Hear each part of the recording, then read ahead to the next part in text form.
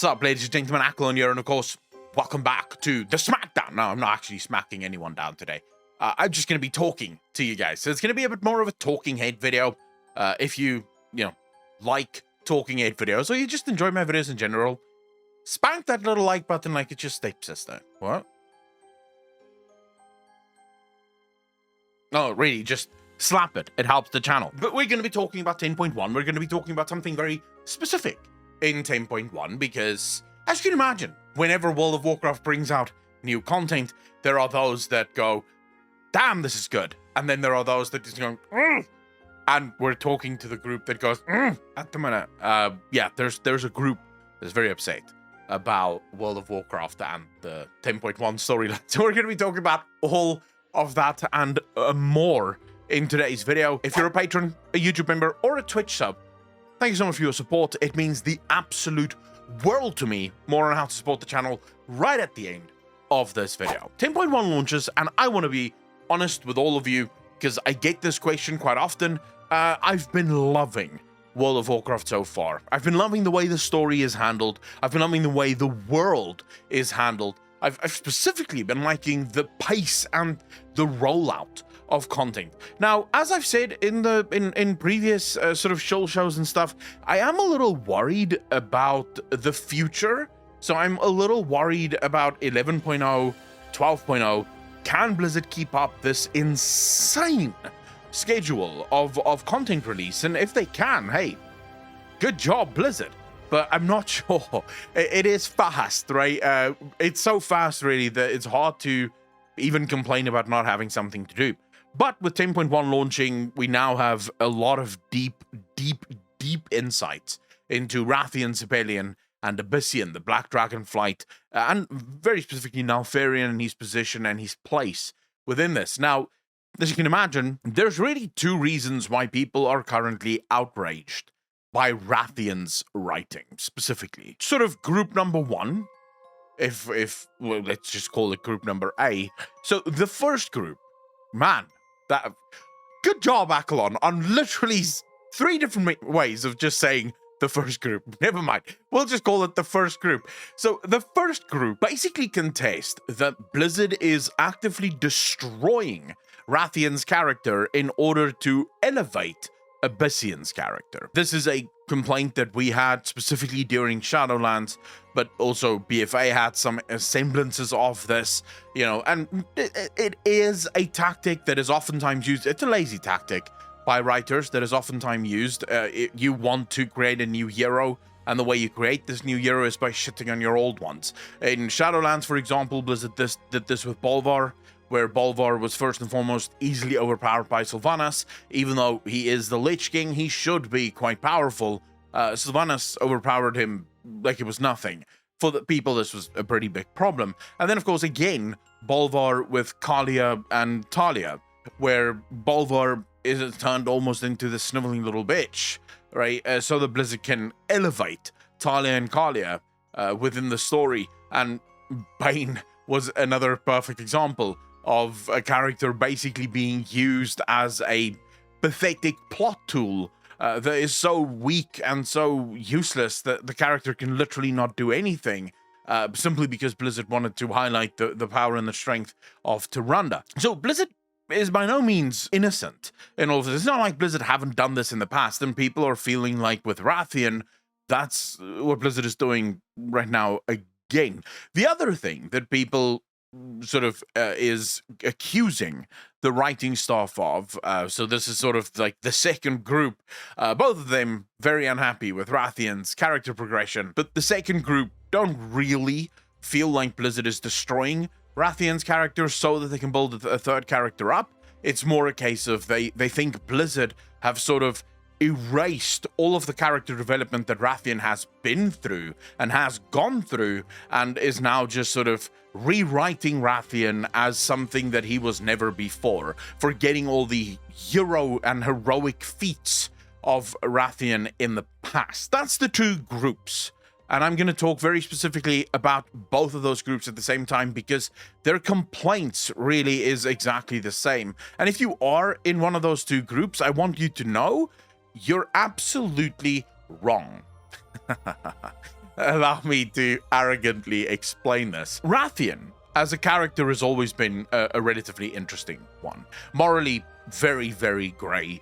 Insofar as the only time Wrathion will do anything for anyone is if there's something for him to be gained out of the thing that he's doing for everyone else. That's pretty much always been Wrathion's character arc. The other thing is arrogance, right? Wrathion has pretty much always been hyper arrogant, insofar as he almost started, well, he did. He started a war between the Horde and the Alliance because he arrogantly wanted to choose the victor to use them to fight the old gods, right? Or the demons and then the old gods. But never you mind, right? That was sort of Wrathion's modus operandi, and people look to that and say, well, you know, we've seen the progression. He did do that. He did use the Horde and the Alliance to fight a war so that he could find the strongest one, so that they could help him defeat the Burning Legion, so that then they could help him defeat the old gods. Yes, he has done that, but he's grown since then. Not really. There's not been enough time for Wrathion to really grow since then. I think, firstly, what a lot of people mistake or mistakenly believe about Wrathion is that he is older than what he seems. Wrathion is incredibly young, right? In dragon years, he's a toddler.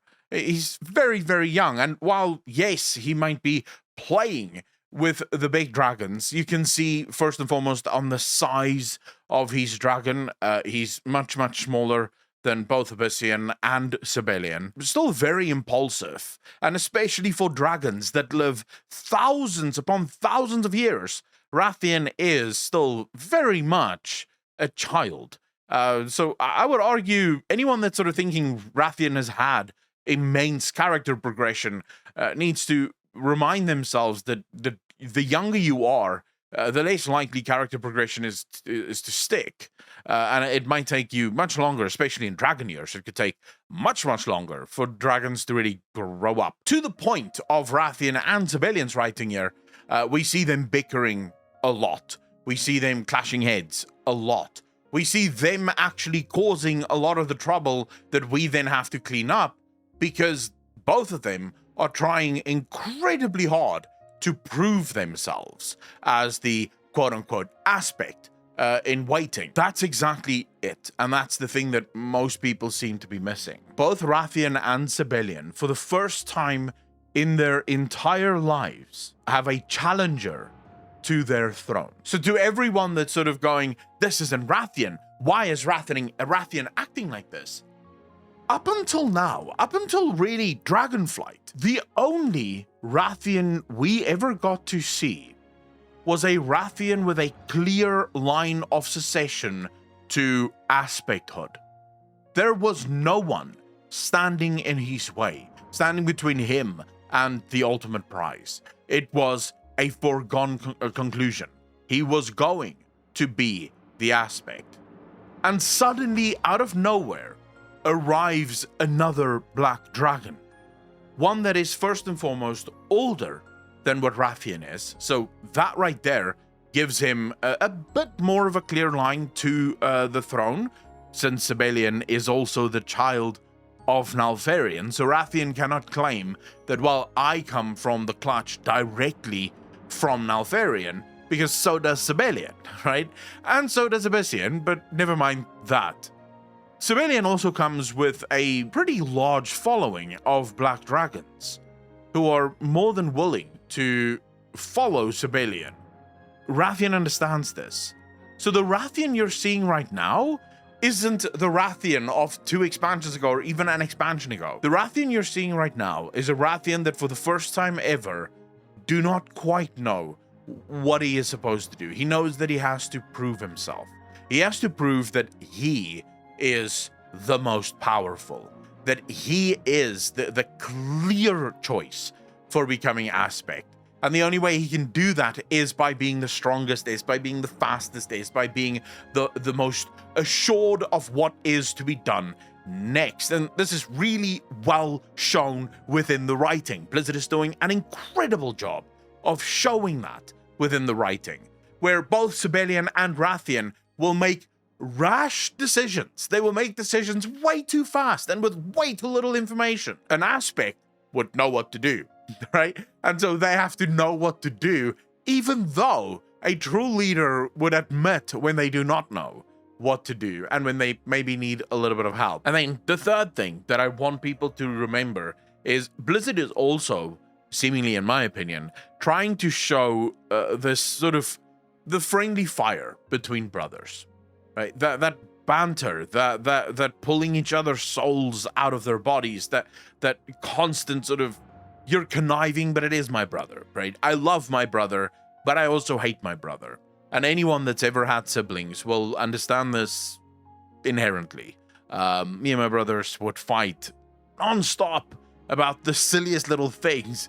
And, you know, it happens and you get annoyed and there's nothing. But again, this to me signals really good writing. And I don't think the Blizzard is trying to destroy Wrathion or Sibelian's story arcs here in order to elevate Abyssian. Abyssian doesn't need elevation. Abyssian has been really cool since High Mountain. Like, since the days that we were introduced to him, Abyssian has kicked ass as a black dragon. So I genuinely think people just need to calm down. I think Blizzard is trying to showcase you know, that sort of friendly rivalry between siblings, but also the immense insecurity that Wrathion and Sibelian is facing right now, since this is the first time that they have anyone that is challenging their throne, right? And I hope that helps people make a little bit more sense of the story. If it doesn't, I'm sorry, I don't know what else to do. If it did, remember to smack the like button. It really does help out the channel. And if you're one of the 60% of people that has not subscribed yet that watches the videos, please remember to subscribe just so that it can stroke my ego and I can get a bit of a semi. Well, I didn't say anything. Anyways, to all of the patrons, the YouTube members, and of course the Twitch subs, thank you so much for your support. It does mean the world to me. If you want to support the channel, the links are in the description down below. Heading over to Patreon will get you access to a podcast every single week, as well as some free hentai every month, and more hentai will be added over time as we reach the different goals. My dream is to be able to give you new hentai pretty much daily, right? So please head over to Patreon and support the channel if you haven't already. For literally $1, everything is yours, and also Twitch and all that fun stuff. I'm everywhere all the time. Ladies and gentlemen, as always, be kind to each other, be good to each other, and I will see all of you in the next one. Peace out, fam.